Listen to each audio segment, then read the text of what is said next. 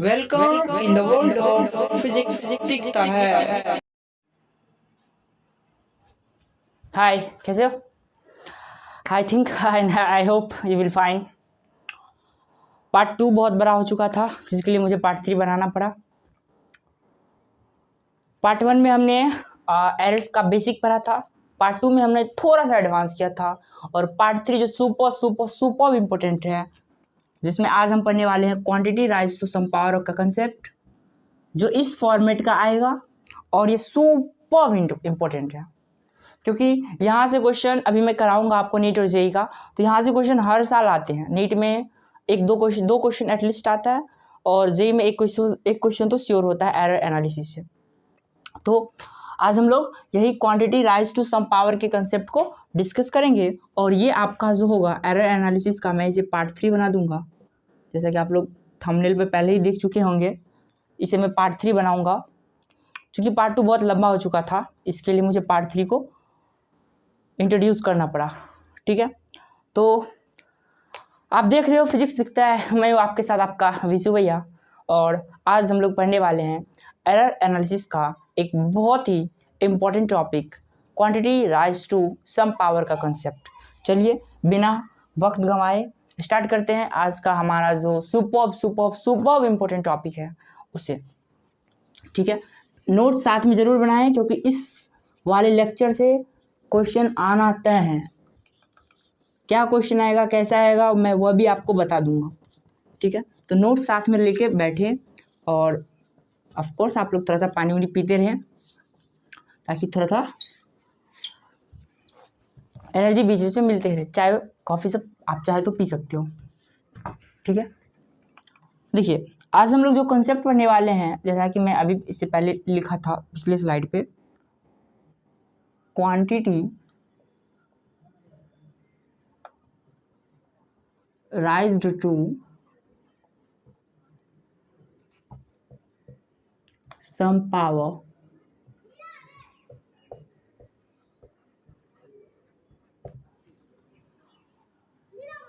इसका क्या मीनिंग होता है, क्या मतलब होता है, ये बेटर आपको क्वेश्चन बनाने के बाद ही समझ में आएगा। फिलहाल मैं इसका जो अभी आपको थ्योरी बता रहा हूँ, आप इसे पहले समझने का प्रयास करें, फिर क्वेश्चन कराएंगे तो एकदम क्रिस्टल क्लियर हो जाएगा कंसेप्ट।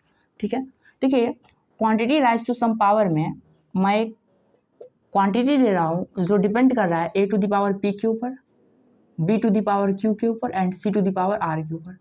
इस फॉर्मेट में ये अपना x है। ठीक है, आपसे पूछा गया है बताइए इस x में एरर कितना हुआ है। a में एरर आपने कर रखा है, b में भी आपने एरर कर रखा है, c में भी आपने कर रखा है। एरर की है क्या है नहीं है, इसके बारे में ही जानकारी नहीं है, तो फिर आप वक्त की बर्बादी ना करें, पार्ट 1 पार्ट 2 पहले देख लें।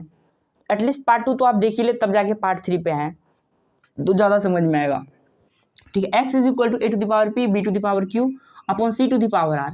इसमें आपको एरर पूछा जाता है, तो ये कैसे निकलता है, इस तरह के क्वेश्चन में एरर कैसे निकाला जाता है वो आप ध्यान से देखिएगा। इधर x है, इसको आप डेल x बाय x कर दीजिए। x है तो x को डेल के साथ लगा के बटा में x कर दीजिए। Del x by x, del x by x is equal to, ऊपर आइए और a to the power p को देखिए। a to the power p है तो p इंटू जो पावर में है वो गुना में आ जाता है, मल्टीप्लाई में आ जाता है। p into del a by a कर दीजिए। a था ना और पावर में p था, तो p इंटू एक जगह डेल a बाय a कर दिया। फिर देखिए b है, बीच में प्लस डालिए, b के पावर q है तो q into del b by b कर दीजिए इसको। q इंटू b की जगह डेल b बाय मैंने b कर दिया, प्लस ऊपर वाला खत्म हो जाए तब ये नीचे आना है, पहले ऊपर वाला देखना है फिर नीचे आना है। फिर नीचे आइए, c की पावर r है, जो पावर में होता है वो इंटू में आ जाता है, c इंटू मतलब r into del c by c। एक बार और समझिएगा, इस फॉर्मेट में जब भी क्वेश्चन पूछा जाए तो उसको कैसे एरर के फॉर्म में कन्वर्ट करना है वो देखिएगा। x है इधर तो डेल x बाय x कर दीजिए, इज इक्वल टू, तो इज इक्वल टू इस साइड आइए, इस साइड में ऊपर से देखिए a के पावर p है, तो जो पावर में है वो मल्टीप्लाई में p इंटू a की जगह डेल a बाय a कर दीजिए। फिर b का पावर q है तो प्लस जो पावर में है वो इंटू बी की जगह डेल बी बाई बी कर दीजिए, ठीक है, प्लस सी के पावर आर है तो R into del C by C कर दीजिए, सिंपल। अच्छा, इसको कहा जाता है डेल एक्स बाई एक्स को कहा जाता है, मैं यहाँ पे लिख दूँ फ्रैक्शन इरर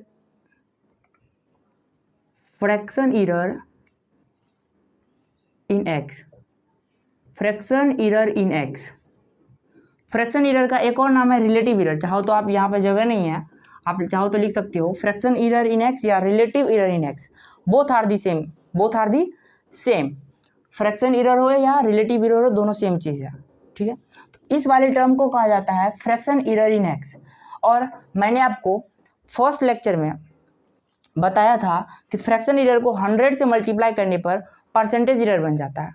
फ्रैक्शन इरर को 100 से मल्टीप्लाई करने पे परसेंटेज इरर बन जाता है। हम क्या कर रहे हैं, अब दोनों साइड 100 से मल्टीप्लाई कर देते हैं, दोनों साइड 100 से मल्टीप्लाई कर देते हैं, तो ये डेल एक्स बाय एक्स कोई फर्क नहीं पड़ेगा ना, दोनों साइड 100 से करेंगे तो, इंटू 100 इज इक्वल टू 100 से सारे में मल्टीप्लाई कर रखे हैं तो p इंटू इसमें 100 से मल्टीप्लाई, इसको अगर आप इधर भी 100 से मल्टीप्लाई करिए और इसको पूरा एक साथ लेके 100 से मल्टीप्लाई करिए, मल्टीप्लाई विद 100, तो क्या होगा, ये एक बार इस वाले के साथ मल्टीप्लाई होगा 100, फिर एक इसके साथ होगा, फिर ये 100 इसके साथ होगा, तो p into del A bye A into 100 हो जाएगा,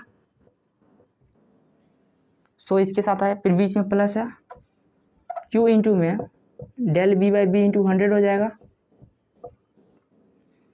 प्लस r इंटू में del C by c into 100 हो जाएगा। यहाँ तक समझ में आया? अब ऊपर वाला मिटाएंगे क्योंकि जगह नहीं है, आप फटाफट छाप लो, 1 2 3 मिटा रहा हूँ।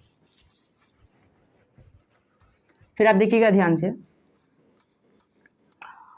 Del x by x into 100 ये जो है इसको कहा जाता है, क्योंकि आपने फ्रैक्शन इरर को del x by x is the fraction error, del x by x is the fraction error, इसको आपने 100 से मल्टीप्लाई कर रखा है, तो जब फ्रैक्शन इरर को 100 से मल्टीप्लाई किया जाता है तो वो परसेंटेज इरर में कन्वर्ट हो जाता है, तो ये हो जाएगा अपना परसेंटेज इरर इन एक्स। ये क्या हो जाएगा अपना परसेंटेज इरर इन एक्स, अभी था रिलेटिव इरर इन एक्स, लेकिन जैसे ही 100 से मल्टीप्लाई किया तब ये हो गया percentage error in x is equal to p into में, अब देखिए यहाँ पे del a by a into 100, अगर del x by x into 100 को परसेंटेज इरर इन एक्स लिख सकते हैं, del x by x into 100 को अगर परसेंटेज इरर इन एक्स लिख सकते हैं, तो क्या del a by a into 100 को परसेंटेज इरर इन ए नहीं लिख सकते हैं? ऑफकोर्स लिख सकते हैं, percentage error in a, percentage error in a, similar plus q into में del b by b into 100 को percentage error in B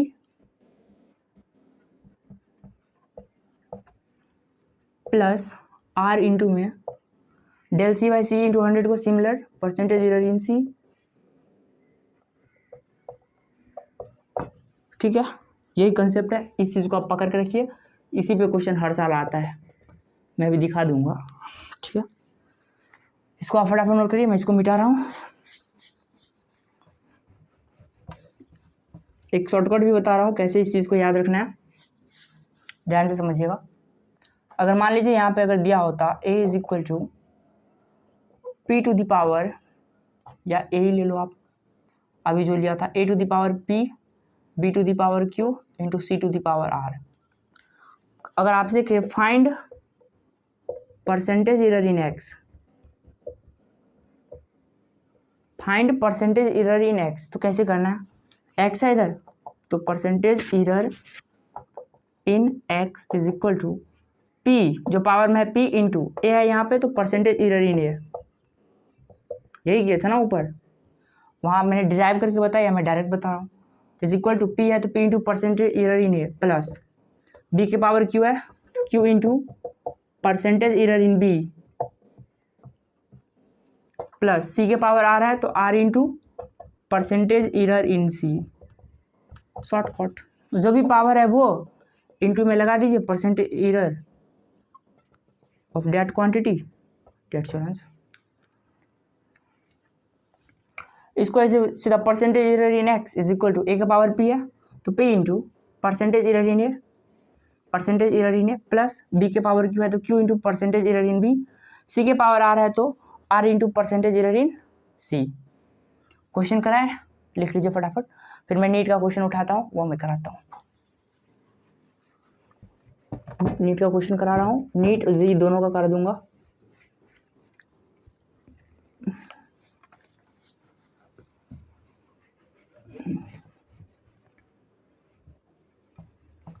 NEET और जी दोनों का क्वेश्चन करा दूंगा। क्वेश्चन लाया हूँ अपने साथ।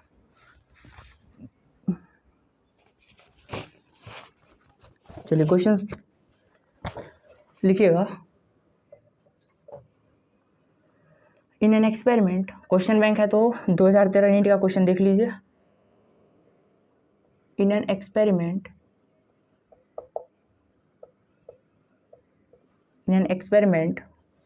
Four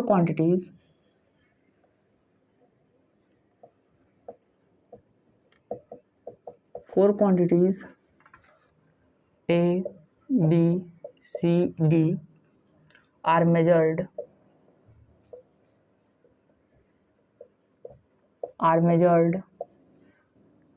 with percentage error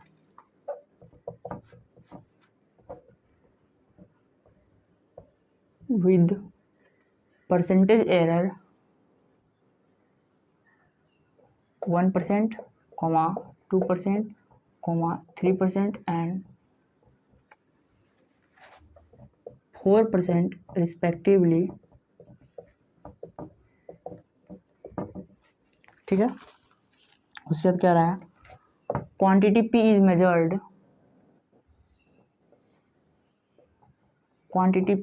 measured,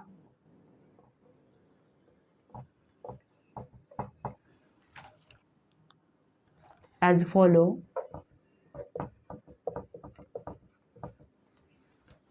P is equal to A to the power 3 B to the power 2 upon CD। ये वाला चीज एग्जाम में हमेशा दिया रहता है, हमेशा एग्जाम में ये वाला चीज आपको दिया रहेगा या कोई फॉर्मूला में दिया रहेगा, तो ये चीज तो आपको एग्जाम में दिया ही रहता है। ठीक है, बस इसको सिंप्लीफाई करना होता है। Find percentage error in P, कितना सिंपल क्वेश्चन है। Find percentage error in P। Option A, क्या ऑप्शन है, 7%, 10%, 14%, ये क्या है 4%। और ये है अपना क्वेश्चन नीट 2013, आज से 10 साल पहले 9 साल पहले का क्वेश्चन और फलटू सा क्वेश्चन। ठीक है, फटाफट बनाइए, थोड़ा सा पसीना हो रहा है, पानी पी लें। चलिए बन गया क्वेश्चन, पहले लिख लीजिए क्योंकि मुझे इसको मिटाना पड़ेगा तब मैं बनाऊंगा इस क्वेश्चन को। चलिए मैं मिटा रहा हूँ, लिख लीजिएगा क्वेश्चन। ठीक है, चलिए कुछ इन्फॉर्मेशन पहले मैं रहने दूंगा क्योंकि जैसे ABCD 1 2 3 4 था। ठीक है, ये याद रहना चाहिए और ये इक्वेशन पता रहना चाहिए, परसेंटेज एरर पता रहना चाहिए, बाकी आप खुद कर ले जाओगे। ऑप्शन आप ही को याद रखना है, मुझे नहीं पता कौन सा ऑप्शन था, ए बी क्या था। चलिए इसको मैं ऊपर लिखता हूँ। ठीक है, P is equal to A to the power 3 B to the power square upon CD।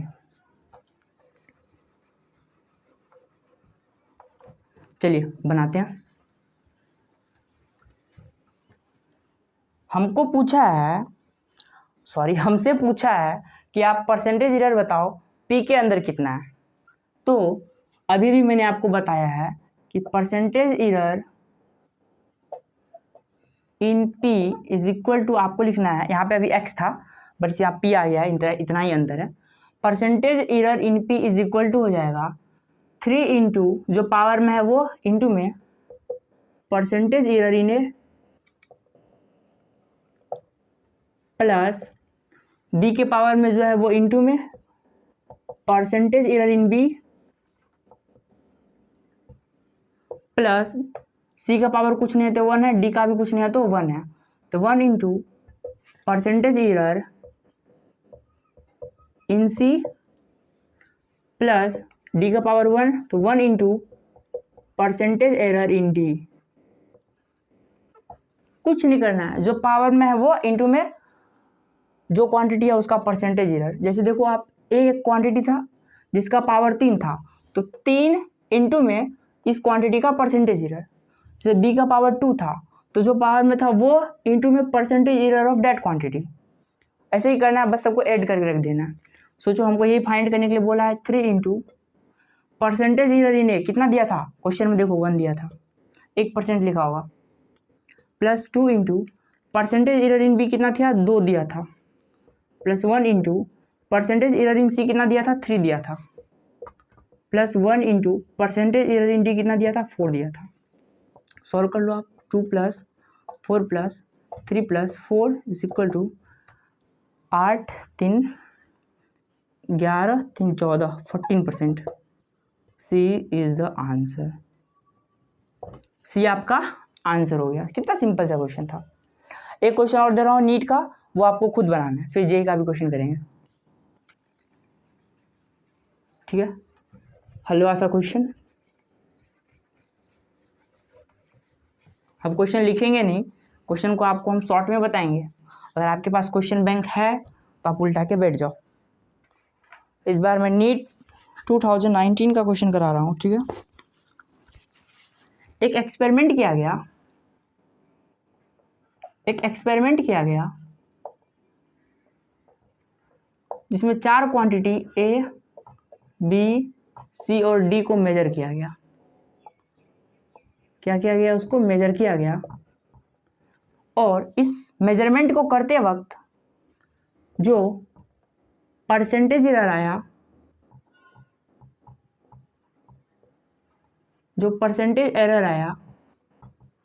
वो ए को मेजर करते वक्त 1% का आया,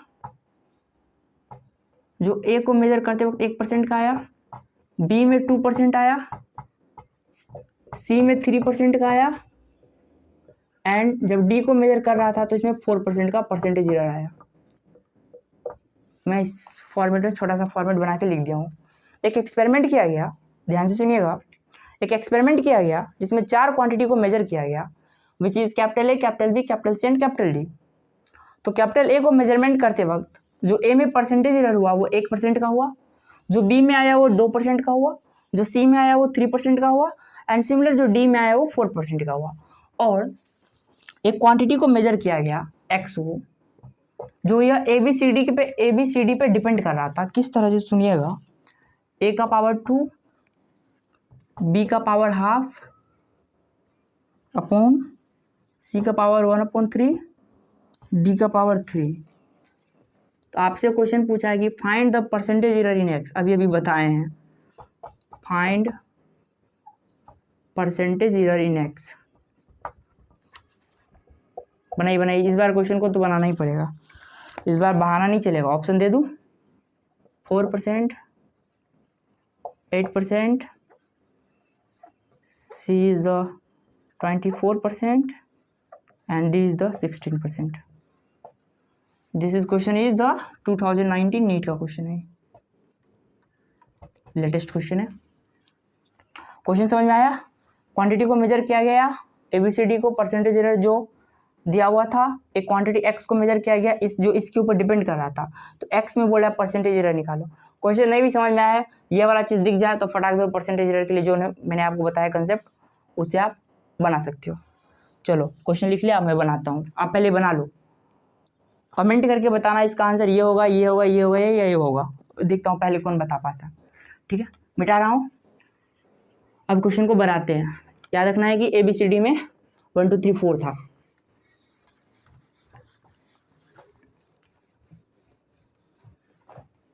इस इक्वेशन को ऊपर लिखे, x is equal to a to the power 2 b to the power half upon c⁻1/3 and d⁻3। ये इक्वेशन है। हमको पूछा था कि x में परसेंटेज एरर आप बता दो। चलिए निकालते हैं। ढक्कन गिरा। चलिए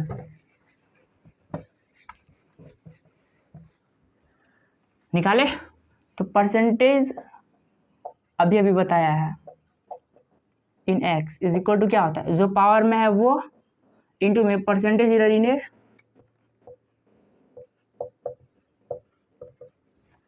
का जो पावर है वो इंटू में percentage error in A, plus जो बी का पावर है वो into percentage error in B,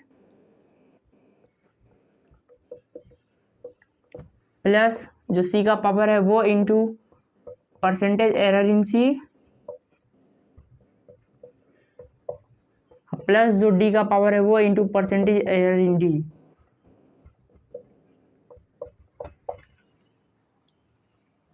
क्या कि कुछ नहीं कि जो पीछे बताया वही करते आ रहे हैं। चलो बन गया क्वेश्चन। अब क्या चाहिए, 2 इंटू ए में कितना था 1 का था, बी में कितना था 2 का था, 3 में कितना था 3 का, सी में कितना था 3 का था, डी में कितना था 4 का था। तो 2 प्लस 2 कैंसिल हुआ 1, प्लस 3 कैंसिल हुआ 1, प्लस 12 कितना होगा ये 12 4 16, 16%। Option D is the correct answer. अगर आपका आया था आपको बहुत बहुत बधाई। अब चलते हैं एक जेई का क्वेश्चन। ठीक है, अब एक जेई का क्वेश्चन उठाते हैं, नहीं तो जेई वाले बोलेंगे नीट का ही कराए। चलिए अब एक जेई का क्वेश्चन उठाते हैं। ठीक है, देखते हैं एक जेई का क्वेश्चन करके। क्वेश्चन है, एक डेंसिटी दिया हुआ एक मटेरियल का जो शेप, एक मिनट, एक क्यूब है,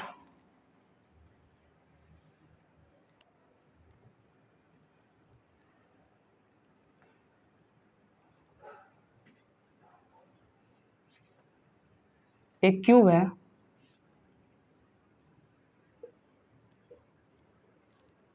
ये क्यूब है और इस क्यूब का मास, परसेंटेज एरर इन मास जो दिया है वो दिया हुआ है, परसेंटेज एरर इन मास वो अपना दिया हुआ है और 1.5%, 1.5%। ठीक है, और परसेंटेज एरर इन लेंथ दिया हुआ है। परसेंटेज एरर, अगर आपके पास क्वेश्चन बैंक है जेई का तो ये 2018 का क्वेश्चन है, जेई 2018, तो आप वहां से इस क्वेश्चन को देख सकते हो।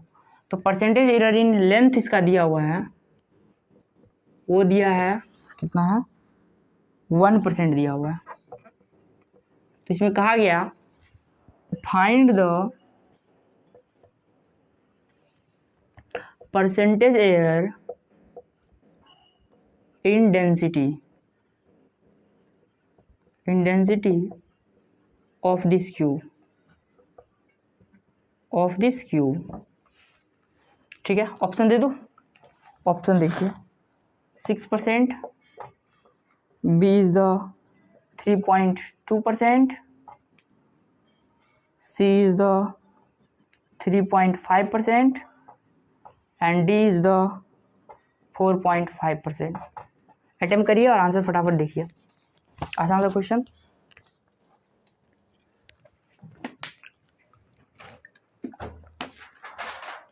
बनाइए फटाफट।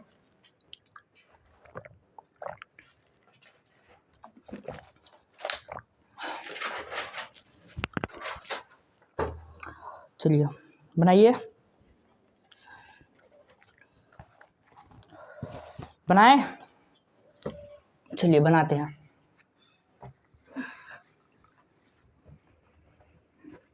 हमको याद रखना है कि हमको डेंसिटी चाहिए। अच्छा, डेंसिटी का फॉर्मूला क्या होता है?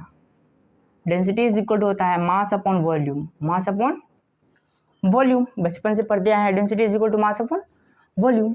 हमको डेंसिटी में परसेंटेज एरर पूछा था, तो मास तो है लेकिन वॉल्यूम वाला टर्म तो था ही नहीं क्वेश्चन में।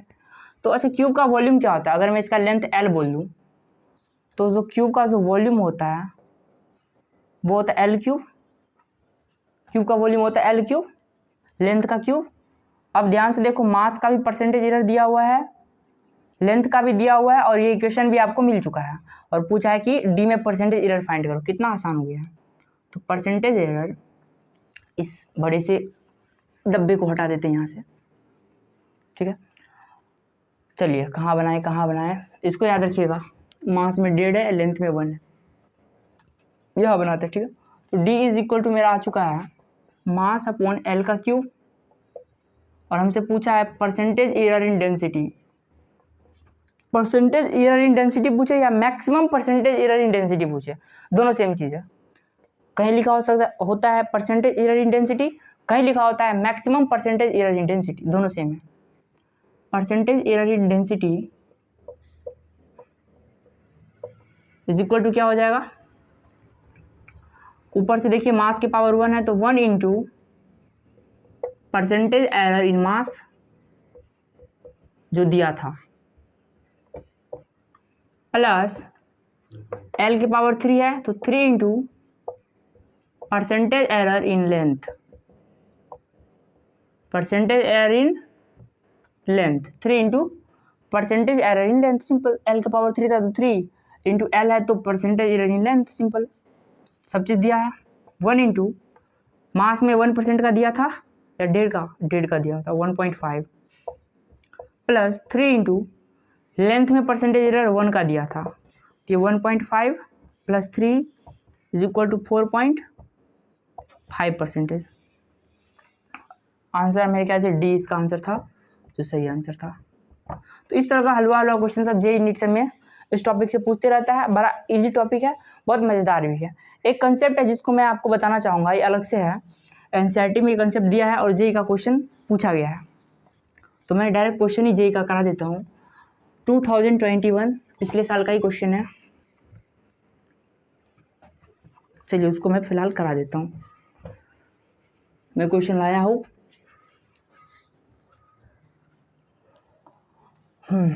चलिए लिखिएगा question.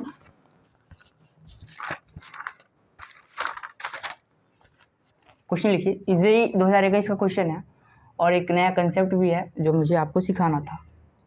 To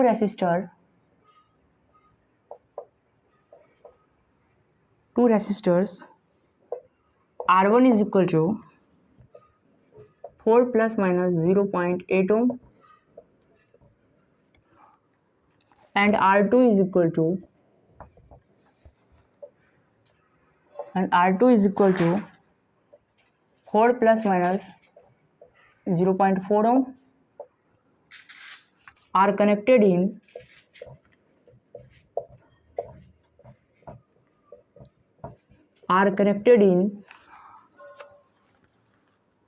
parallel.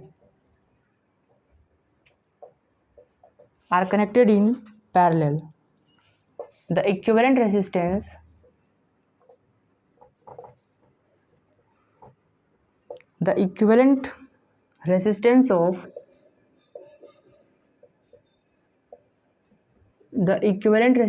of their parallel combination will be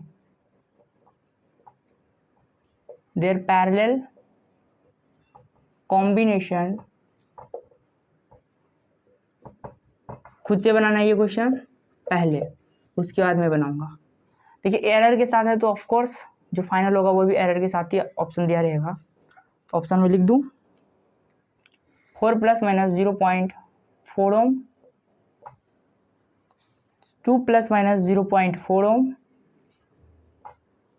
C is the 2 plus minus 0.3 ohm। ओम सारा बाहर कर लीजिए, ओम नमः शिवाय। 4 plus minus 0.3 ohm और क्वेश्चन है 2021 जेईई का क्वेश्चन है वो 2021 का। अटेम्प्ट करिए आप खुद से, ठीक है, फटाफट बनाइए, फिर मैं इस क्वेश्चन को इरेज करता हूँ और बनाता हूँ। R1 R2 का वैल्यू आपको पता रहना चाहिए कितना है। बनाए। अच्छा, जो पैरेलल कॉम्बिनेशन में जो इक्विवेलेंट का फॉर्मूला होता है वो होता है, आपने 10th में पढ़ रखा होगा, 1/RE is equal to 1/R1 plus 1/R2। 10th में भी पढ़े नहीं है तो 12th में तो पढ़ना ही पड़ेगा, क्योंकि यहाँ एक चैप्टर ही है करंट इलेक्ट्रिसिटी। इक्विवेलेंट निकालने का ये फॉर्मूला निकालिए फटाफट, इसको मैं मिटा दूँ। R1 कितना था, दोनों 4 था, नहीं एक मिनट, चलिए मेरे पास क्वेश्चन है, हम देख लेंगे। चलिए इस क्वेश्चन को बनाते हैं, फिर इस लेक्चर का यहीं पे ख़त्म करते हैं और ये टॉपिक भी यहीं पे ख़त्म हो जाएगा। चलिए मुझे क्वेश्चन देखना पड़ेगा, क्वेश्चन में क्या क्या दिया था। वैल्यू ऑफ R1 दिया हुआ था, R1 दिया हुआ है अपना 4 ± 0.8 ओम,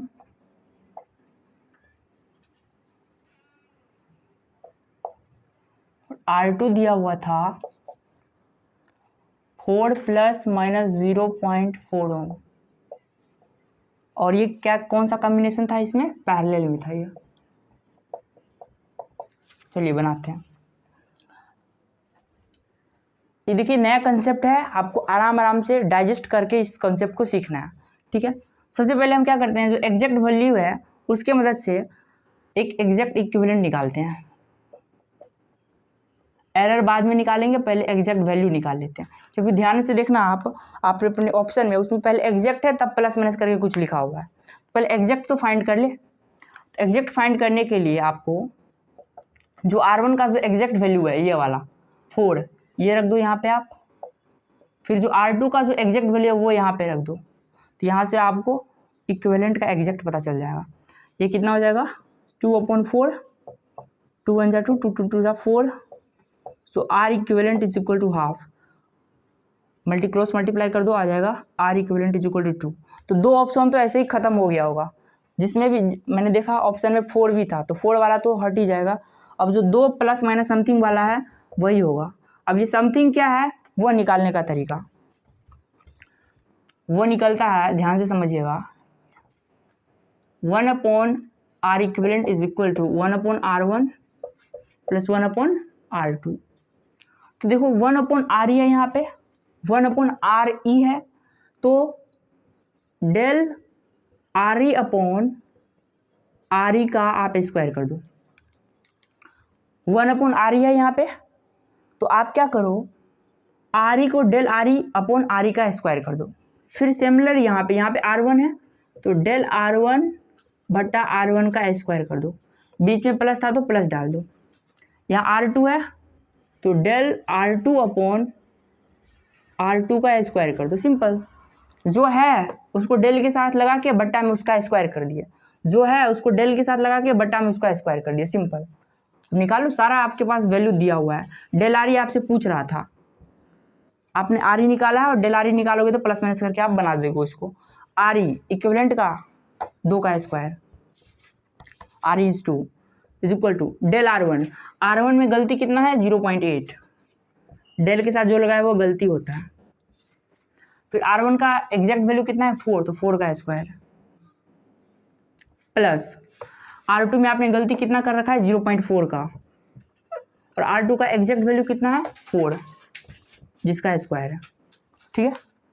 अब मैं इसको मिटाऊंगा क्योंकि मुझे सॉल्व करना है। RE2 है, याद रखिएगा, जस्टर कहीं गुम हो गया।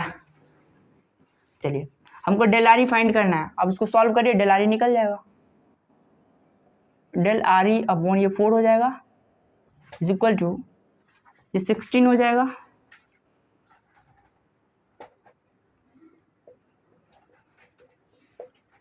ठीक है, is equal to del RE upon 4, इसको आप जोड़िएगा, एलसीएम लेने के बाद ये आ जाएगा 0.12/16 is equal to del RE is equal to 4 को इधर क्रॉस मल्टीप्लाई कर दीजिए, 4 इंटू 0.12/16, 4 1 जा 4, 4 4 जा 16, और इसको जब आप काटिएगा तो ये 0.3 हो जाएगा।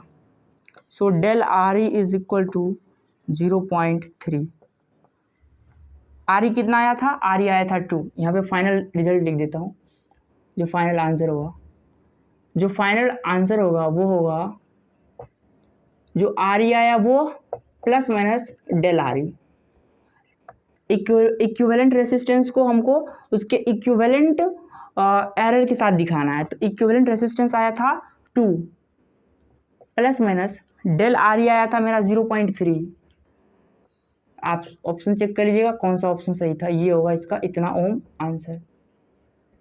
कैपेसिटेंस, सीरीज में कैपेसिटेंस का फॉर्मूला ऐसा बन जाता है, अगर आप ड्रॉपर हो तो आपको पता होगा, तो वहाँ भी आप इस कॉन्सेप्ट की मदद से इजीली फाइंड कर सकते हो। और ये पिछले साल का क्वेश्चन था जेई का, इसी तरह से आसान क्वेश्चन जेई में आता है। बस कॉन्फिडेंस रखना है कि तोड़ देंगे जेई एग्जाम को, फोड़ देंगे जेई एग्जाम को, डेफिनेटली आप फोड़ दीजिएगा, ठीक है। तो ये टॉपिक डायमेंशन का, जो यूनिट डायमेंशन सीरीज का जो मेरा थर्ड टॉपिक था, पहले तो यूनिट था, दूसरा डायमेंशन था और तीसरा एरर एनालिसिस था, तो जो मैंने आपको यहाँ पे ख़त्म कर दिया है। अब मैं आपको मेजरिंग स्केल के बारे में पढ़ाऊँगा, जो बहुत ही इंपॉर्टेंट टॉपिक है, वहाँ से एडवांस में क्वेश्चन ज़्यादा आते हैं।